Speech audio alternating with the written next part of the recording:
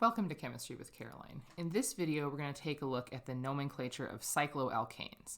So you've likely learned how to name long chain compounds, but when it's a cyclic system, we just add the prefix cyclo to modify the main chain. So if we think about what we've already learned, here on the left is a 5-carbon chain, and so 5 has the prefix pent. There's no double bonds or triple bonds, so this would just be pentane. Now on the right here, we again have 5 carbons, but this time it's in a cyclic structure. There's no substituents on this. To differentiate these two from one another, this compound would be cyclopentane. So pent tells me that I have 5. Ane tells me that I have just carbons and hydrogens. There's nothing else on there in the main base structure. And then cyclo tells me that I have a ring in the compound. So it's a 5-membered ring with just carbons and hydrogens.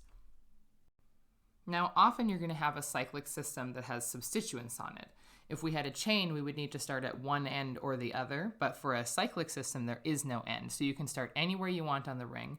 And just like for what we've learned already, we would want to give the substituents the lowest locant possible. So if I can start anywhere on the ring, if I start on the top, both of those methyls will have a 1 substituent. You always want to start where there is a substituent on a ring to give it a 1.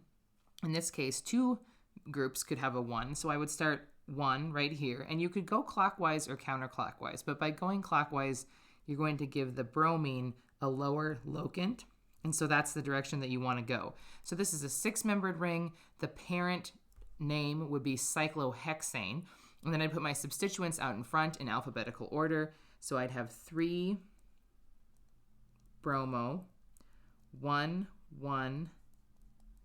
dimethyl, and that would go right up against cyclohexane. Now remember, you have to have 2 locants when you have 2 substituents of the same type, and the di tells me there's 2 methyls, the 1 tells me where they are. So I've numbered this ring to give the most substituents the lowest number possible. By starting at the spot where there's 2 methyls, I give 2 substituents a 1 locant, and by going clockwise around the ring, I give the next substituent a 3 locant. Lastly, I want to discuss one sort of tie-breaking situation. In this case, I have 2 substituents on the ring. I could start in either spot on the ring where there is a substituent, and in either case, I would get a 1-3 substitution. So the relative location of the substituents will be the same. It'll be a 1-3 no matter what. So when you're in that situation, the tie break is to give the substituent that comes first alphabetically the lower locant. So chloro would come before ethyl alphabetically, C before E. So I would start numbering at the chloro, and then I would number around like that.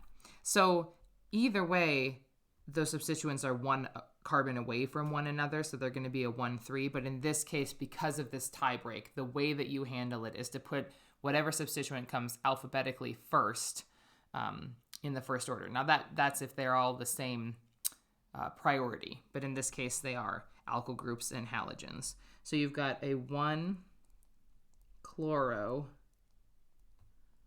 3 ethyl, cyclohexane. So this has been a look at the nomenclature of cycloalkanes. If you found this video helpful, please like, subscribe, and share with your friends. Thanks.